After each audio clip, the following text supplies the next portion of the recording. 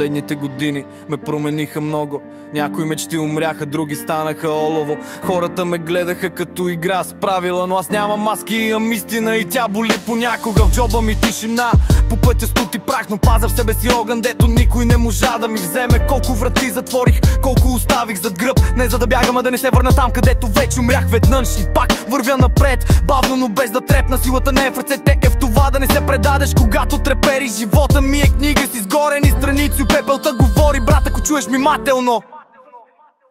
Черни дни, златно сърце, всеки удар ме кове, колкото повече ме боли, толкова повече знам кой съм аз, нали?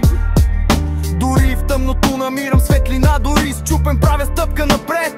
Не съм роден да падам, роден съм да стана. Щом животът ме изпитва, значи още ме пази.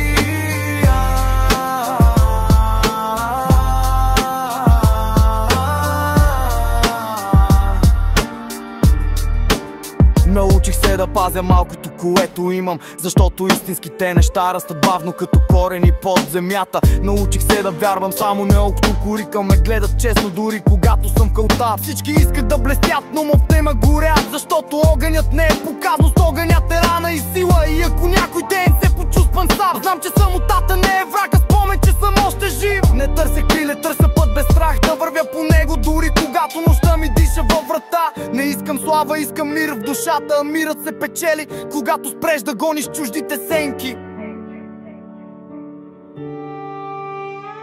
Черни дни, златно сърце, всеки удар ме кове, колкото повече ме боли, толкова повече знам кой съм аз, нали? Дори в тъмното намирам светлина, дори счупен правя стъпка напред. Не съм роден да падам, роден съм да стана. Щом животът ме изпитва, значи още ме пази.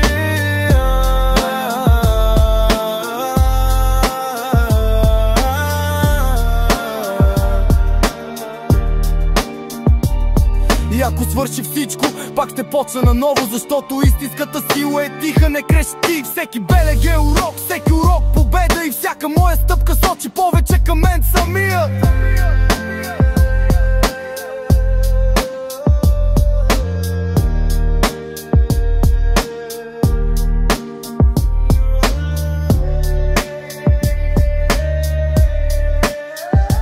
Черни дни, златно сърце, дори тъжно да звучи, това е моето лице.